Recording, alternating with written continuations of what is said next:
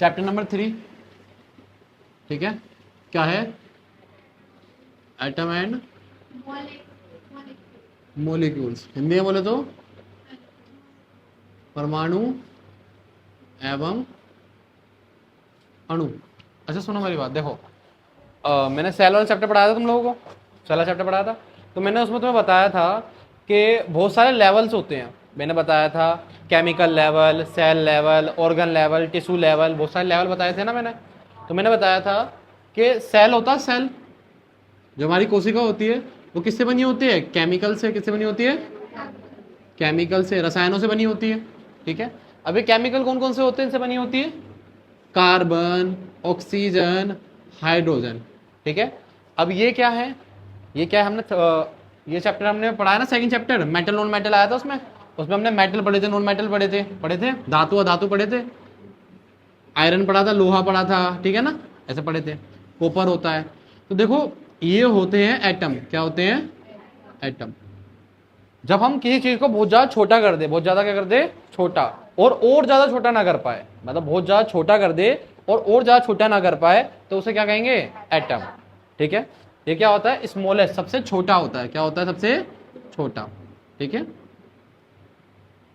देखो अब दो या दो एटम जब मिलाते हैं, हम दो एटम को मिलाते हैं तो बनता है मॉलिक्यूल। क्या बनता है? मॉलिक्यूल, अणु। व्हेन वी कंबाइन टू और मोर एटम, जब दो या दो से ज्यादा एटम्स को मिलाते हैं तो क्या बनता है? अणु बनता है। जब दो एटम को मिलाएंगे तो क्या बनेगा?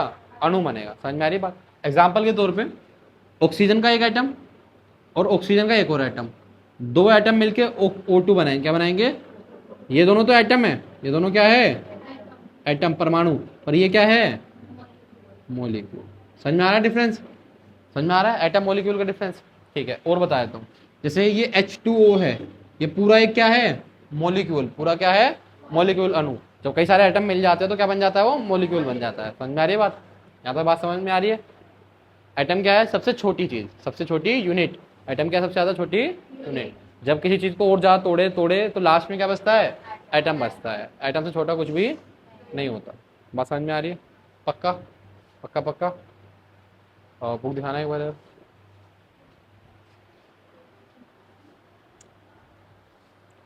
देखो अब बात करते हैं कुछ लॉज की।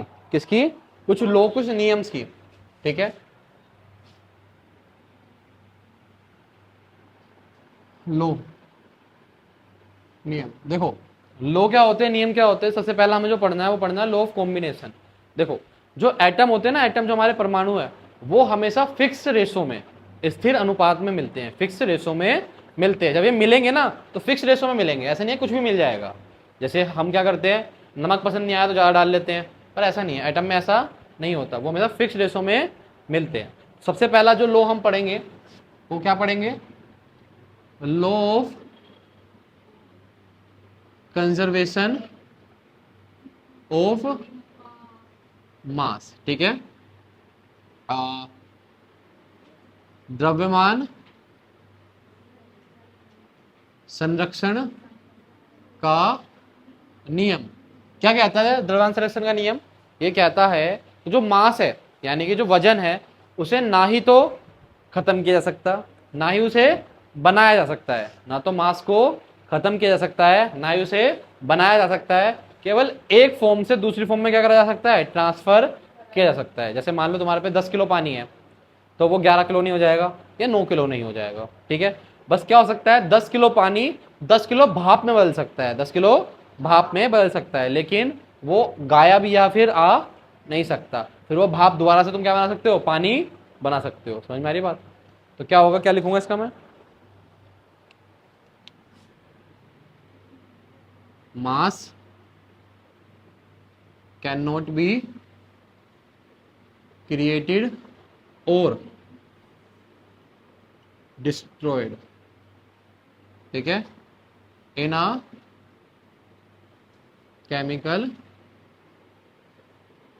Reaction. It can only be transformed into other. ठीक है, द्रव्यमान जो है ना तो उसे घटाया जा सकता, मतलब ना तो उसे नष्ट किया जा सकता है, ना ही उसे बनाया जा सकता है, उसे सिर्फ एक स्थिति से दूसरी स्थिति में क्या करा जा सकता है, बदला जा सकता है। ठीक है,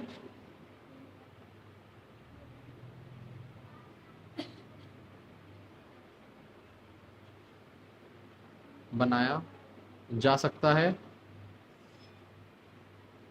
ना ही नष्ट किया जा सकता है।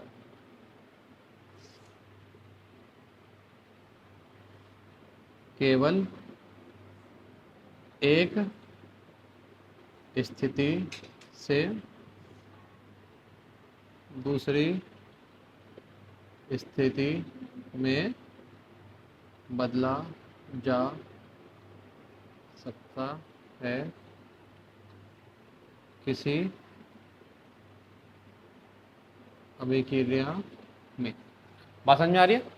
जो जैसे एग्जाम्पल के तौर पे और मैं लिखूं, जैसे मान लो कि अगर मैंने 10 ग्राम पानी लिया है, ठीक है ना, वाटर, और क्या कहते हैं 5 ग्राम चीनी ली है, ठीक है ना, अगर दोनों को मिलाऊंगा तो 15 ग्राम ही तो होगा सॉल्यूशन मेरा। ऐसा नहीं होगा 14 या 12 हो जाएगा, उतना ही बचेगा ना, बस वो नमक पानी का घोल बन जाएगा, चीनी और पानी का घोल बन जाएगा। ना तो मास को हम खत्म कर सकते, ना ही बना सकते, वो जितना है उतना ही रहेगा, बस एक फॉर्म से दूसरी फॉर्म में क्या हो सकता है, चेंज हो सकता है। बात समझ में आ रही है यहाँ तक? पक्का? अच्छा, ये हो गया पहला नियम। ये कौन सा नियम हो गया? पहला नियम, law of conservation of mass, द्रव्यमान संरक्षण का नियम।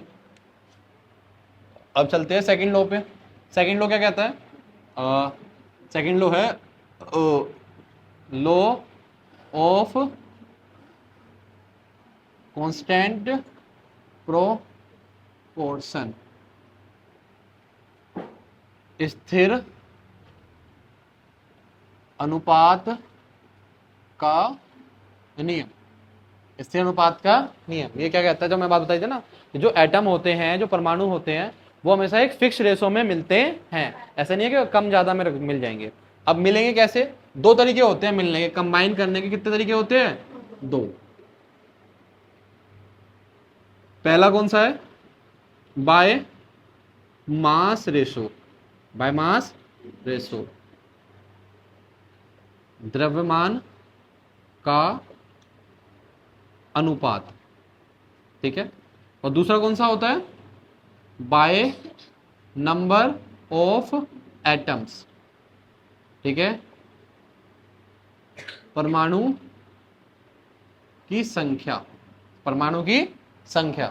तो देखो, जैसे कि एग्जांपल के तौर पर सबसे पहले हम चलते हैं, मैं लेता हूं H2O। ठीक है, H2O क्या होता है? पानी। क्या होता है? पानी। H2O क्या होता है? पानी। ठीक है, अब इसके अंदर अगर तुम्हें नहीं पता, बताता हूं कि जो हाइड्रोजन है उसका जो मास है, उसका जो वजन है, वो होता है 1 ग्राम। कितना होता है? 1 ग्राम हाइड्रोजन का मास। और ऑक्सीजन का जो मास होता है वो होता है 16। क्या होता है?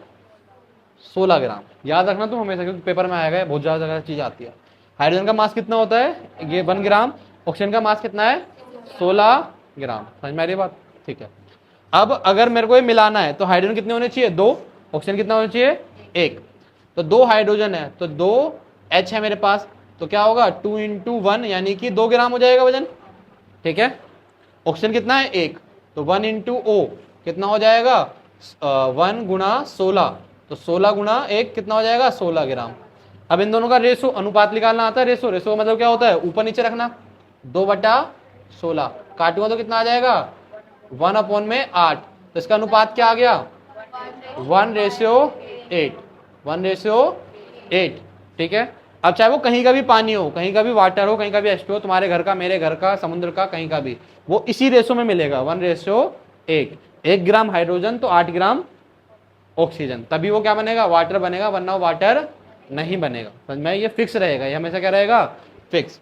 अच्छा, दूसरा चलते हैं, सेम एग्जांपल के साथ ही। वाटर लेंगे, H2O। ठीक है, अब इसमें कौन सा है? एटम्स की संख्या। यहाँ हाइड्रोजन कितने हैं? 2। हाइड्रोजन कितने हैं? 2। ऑक्सीजन कितने हैं? 1। तो 2 हाइड्रोजन हो गए और 1 ऑक्सीजन हो गया। इसका रेशो क्या हो गया? 2:1। ये 2 एटम किसके? हाइड्रोजन के, 1 एटम ऑक्सीजन का। बात समझ में आ रही है? ज्यादातर जब भी तुमसे पेपर में पूछेगा यही पूछेगा, अगर वो तुमसे पूछे बाय नंबर ऑफ एटम, परमाणु की संख्या द्वारा इसका अनुपात बताओ, तो बता देना। जैसे मान लो अगर 3 आ जाते हैं, जैसे CH3OH, ठीक है, ये कंपाउंड लिखा है मैंने, तो इसमें कार्बन कितने हैं, हाइड्रोजन कितने हैं और ऑक्सीजन कितनी है? कार्बन 1 है, हाइड्रोजन 4 है और ऑक्सीजन 1 है, ठीक है ना? लिख लोगे रेशो नंबर ऑफ एटम के हिसाब से, 3 हाइड्रोजन ये रहे, 1 हाइड्रोजन ये रहा, 4 हो गए। बात समझ में आ रही है? दोबारा देखो एक बार, एटम, एटम क्या होता है? Smallest unit. क्या होती है? स्मॉलेस्ट यूनिट, मतलब इससे भी छोटा कुछ भी नहीं है, स्मॉलेस्ट है, सबसे क्या है? छोटा, इससे छोटा कुछ भी नहीं है। जब चीजों को तोड़ोगे, जैसे मान लो सबसे पहले होता है ऑर्गेनिज्म, जीव होता है, जीव को तोड़ोगे तो जीव के अंदर ऑर्गन सिस्टम होता है, दिल हो गया पूरा, फेफड़े हो गए, लंग हो गए ना, फिर टिश्यू आते हैं, टिश्यू पढ़ा है, तक पढ़ा है हम लोगों ने, फिर हमने सेल भी पढ़ा है कि सेल भी होता है छोटा। अब सेल से भी नीचे जाओगे तो क्या मिलेंगे? केमिकल्स। क्या मिलेंगे? केमिकल, रसायन मिलेंगे, ये कार्बन, ऑक्सीजन, हाइड्रोजन, ठीक है, सारे केमिकल मिलेंगे। ये जो केमिकल्स है, जब इनको छोटा करोगे बिल्कुल, तो वो क्या बन जाते हैं? एटम। क्या बन जाते हैं? एटम, ठीक है। और कई सारे जब हम 2 या 3 एटम को मिलाते हैं तो क्या बनता है? अणु, ठीक है। जब 2-3 एटम को मिलाते हैं तो हमें आपको क्या मिलता है? मॉलिक्यूल मिलता है, ठीक है। जैसे एग्जांपल ऑक्सीजन, ऑक्सीजन मिलाया, क्या मिला? O2, ये क्या है? मॉलिक्यूल, ये भी क्या है? मॉलिक्यूल। समझ में आ रही है? अणु और मॉलिक्यूल में डिफरेंस समझ में आ रहा है? ठीक है। अब बात करते हैं नियम की, किसकी? लॉ की। 2 नियम है हमारे पास, एक नियम कौन सा है? Law of conservation of mass, और दूसरा क्या है? Law of constant proportion. Law of conservation of mass क्या कहता है कि ना तो हम वजन को बना सकते हैं, ना ही नष्ट कर सकते हैं किसी केमिकल रिएक्शन में, सिर्फ एक फॉर्म से दूसरी फॉर्म में क्या कर सकते हैं? उसे चेंज कर सकते हैं, ठीक है। और लॉ ऑफ कांस्टेंट प्रोपोर्शन क्या कहता है? इसके बाद नियम कि जब भी दो परमाणु मिलेंगे, जब भी 2 एटम्स कंबाइन करेंगे, मिलेंगे, तो वो हमेशा फिक्स रेशो में मिलेंगे। अब वो फिक्स रेशो क्या हो सकता है? बाय मास, द्रव्यमान द्वारा, या फिर बाय नंबर ऑफ एटम्स, या फिर एटम्स के द्वारा। अगर मास द्वारा तो मास निकालना पड़ेगा हमें, और एटम द्वारा तो एटम देख के हम बता सकते हैं, इसमें कोई दिक्कत वाली बात, ठीक है।